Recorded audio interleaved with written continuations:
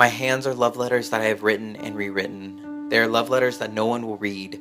Too many times I have chopped these words away only to have them return to cinder. I am tired of bleeding ink into the paper. The only message I ever got back was unlovable, in my own handwriting, but I don't remember carving the words on my skin. I try and trace the story to this point and find a trail of postcards reading unlovable. It was the only gift my father ever left me before heading out to sea. It was the same one clutched in my mother's hands as she welcomed me back into a haunted house, pretending the poltergeist wasn't the one holding her baby.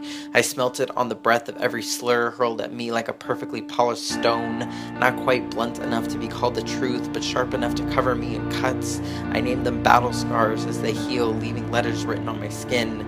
I address them to people who name me unlovable with their words and actions, people who don't realize they are always speaking, that body language and silence are just as deafening as a preacher on Sunday spitting biblical fire, but I was forged in fire. I burned long enough to become my own sun. I shined in the darkness in a place devoid of love. I got tired of naming myself unlovable, which is to say, I got tired of praying to not wake up every night and decided to love myself. And yet, what do you do when you love yourself but the world still calls you unlovable? When you fall in love with yourself but no one falls for you and the only love you feel comes from within?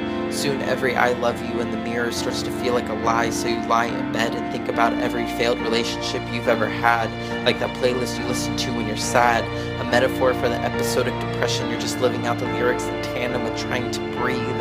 Sadness becomes a black hole, and we all know that no matter how bright, light cannot escape the pool. I'm dragged back, kicking and screaming to the same conclusion that has chained me to this mountain. I am unlovable.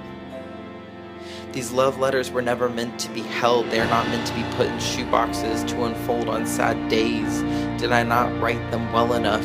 Is the ink pooled from my veins not pure enough? Are the pretty words written on ugly parchment? I'm searching for the meaning in unlovable, but I come up as empty as this feeling in my chest when another boy says it's just bad timing. It's so lonely in the shoebox. I've read and reread these letters so many times I forgot who they were meant for. I'm only reminded by the realization I forgot on purpose that love notes aren't that much different than chain letters. It's like rereading a suicide note over and over again, trying to figure out what could have been done differently. It's like seeing a train wreck coming from a mile away, eyes glued on the impending tragedy. It's like following a treasure map only to find the place plundered.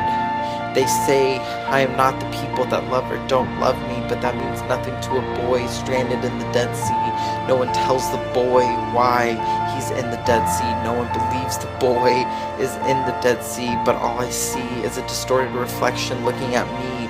I reach for answers only to come up with added gears, the ones I lost, trying to figure out why no one cares. Why am I the only one trying to put the pieces together, teaching myself self-love at 17, only to still feel broken at 23? I'm searching for the meaning in loving myself, but still feeling unlovable.